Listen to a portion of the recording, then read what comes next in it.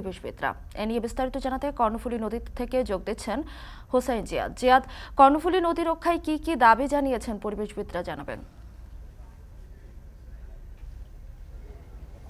মিতু, নিঃসন্দেহে এটি একটি ব্যতিক্রমী অনুষ্ঠান। অর্থাৎ চট্টগ্রামের একেবারে নগরী থেকে শুরু করে তারা প্রায় ৩টি উপজেলা পাড়ি দিয়ে রাঙ্গুনিয়া গিয়ে পৌঁছাবেন। দীর্ঘ ৫০ কিলোমিটার নদীর দুই ধারে বিভিন্ন জায়গায় এখানে যারা উপস্থিত হয়েছেন পরিবেশবিদ, তারা নদীর দখল দূষণ নিয়ে আসলে সচেতনতা তৈরি করবেন সাধারণ মানুষের মাঝে। আমরা এখন যে জায়গাটিতে আছি সেটি নদীর দক্ষিণ পাড়, কর্ণফুলী নদীর আনোয়ারা প্রান্ত। সেই পাড়ে এসে এখন যেই ট্রলারটি নিয়ে তারা যাত্রা করছে সেই ট্রলারটি এসে থেমেছে এবং এখানে তারা যেটি বলছিলেন, দাবি দাওয়া দিচ্ছিলেন যে কর্ণফুলী নদী আসলে শুধুমাত্র একটি নদী নয়, আমরা যদি বলি এটি একেবারে দেশের অর্থনীতির প্রাণ বলতে পারি। কারণ সারা দেশের ৯২% বেশি যে আমদানি রপ্তানি কার্যক্রম যে বন্দর দিয়ে হয়, চট্টগ্রাম বন্দর, সেটি এই কর্ণফুলী নদীর পাড়ে।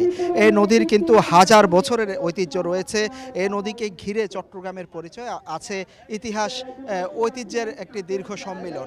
কিন্তু এই নদী, তারা যেটি দাবি করছেন যে ধীরে ধীরে বুড়িগঙ্গা নদীর যেই রূপ, সেই রূপ ধারণ করতে চলেছে। বিশেষ করে এই নদীর আশেপাশে গড়ে ওঠা যেসব শিল্প কারখানা, হাজারেরও বেশি শিল্প কারখানা, প্রায় ৭০ লাখ মানুষের যে সুয়ারেজ বর্জ্য নগরীর, সবই এসে শেষমেশ এই নদীতে মেশে। এবং সাম্প্রতিক সময় আমরা দেখেছি চট্টগ্রাম বন্দর যে নদীর গভীরতা বাড়ানোর জন্য যে কর্ণফুলী ড্রেজিং করেছিল, সেই ড্রেজিংয়েও আমরা দেখেছি যে ২ থেকে ৩ মিটার পলিথিনের স্তর জমা পড়ায় কর্ণফুলী নদীর যে ড্রেজার মেশিন, সেটিকে পর্যন্ত পরিবর্তন করে আনতে হয়েছিল। সম্প্রতি যে সমীক্ষা, সেই সমীক্ষা বলছে যে প্রতিদিন প্রায় ২৫০ টনের মতো প্লাস্টিক পলিথিন বর্জ্য এই নদীতে এসে মিশছে। এবং সাথে সাথে যারা নদীর পাড়ের যে কারখানাগুলো রয়েছে, যারা প্রভাবশালী রয়েছেন, তারা কিন্তু সেই নদীটি একই সাথে দখল করে আসলে দুই পাশ ছোট করছেন।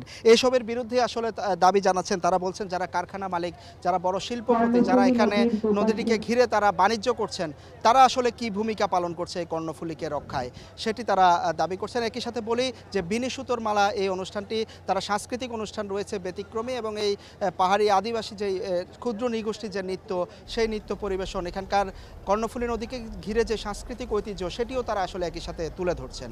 মিতু, কর্ণফুলী নদী রক্ষায় পরিবেশবিদরা নানা ধরনের দাবি জানিয়েছে, সে বিষয়ে জানাতে যুক্ত ছিলেন হোসাইন জিয়াদ।